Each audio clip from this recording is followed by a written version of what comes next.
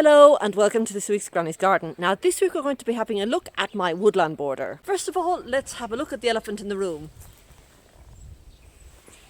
The fence hasn't been done yet.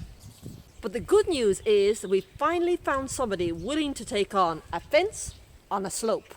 And they should be working within the next 2 weeks. I'm still waiting on a quote for the actual automatic doors on the driveway. But from a gardening point of view, that doesn't affect me in the slightest. Once the fence is in, I can actually start developing this area. Finally! The last time I showed you this area, I had just planted this beautiful Sango Kaku, or the Karl bark maple. And the idea was to give lovely dappled shade to all of this central area that has at present no shade whatsoever.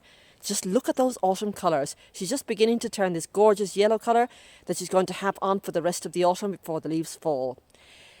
I have now planted beside or close by the final tree for this area, the Cersis Canadensis, little woody. Now, in the US, the Cercis is commonly known as Redbud, but obviously I can't in my garden have a Redbud because they get absolutely ginormous.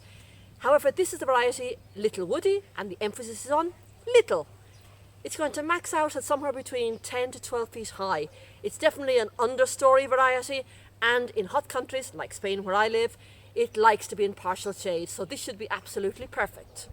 In March and April, I'm going to be getting the actual flowers themselves. Now, like the forsythia, they're very tight towards the tree or the actual branch or trunk itself.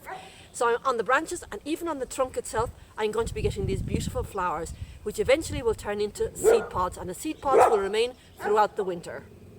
Regarding the tree itself, it's vessel-shaped, like a V shape. And in autumn, the colours I'm going to get are golden yellow.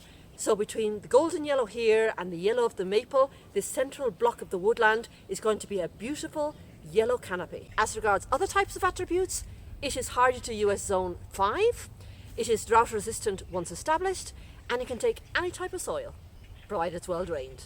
Now this Cercis is the very last tree to be planted here, but once this wretched fence gets done, I can actually start on the next story down, which is the shade-loving smaller bushes, shade-loving perennials, and shade-loving bulbs. I'm so excited to get started. I have other things here. I've got an oak-leafed hydrangea, that's a rejuvenated abelia. Then of course I've got my old-timers here, my big mahonia, which in actual fact are 2 mahonias, just coming into bloom. Look at that, they're budding up nicely. And down below it, I've got one of the nandinas, very, very hardy in this country, suffers no sun scorch, no wind burn, nothing at all. Really hardy. Over this side, of course, I've got the Italian cypress. I've got a prunus above me. I've got the Portuguese laurel there. I've got this little climbing road here. Another nandina, which is just, look at those berries. Just starting to redden up. I've got some orange and some red. Magnificent tree, look at them here. Great for Christmas decorations, laden with berries. But look at all this area crying out to be developed.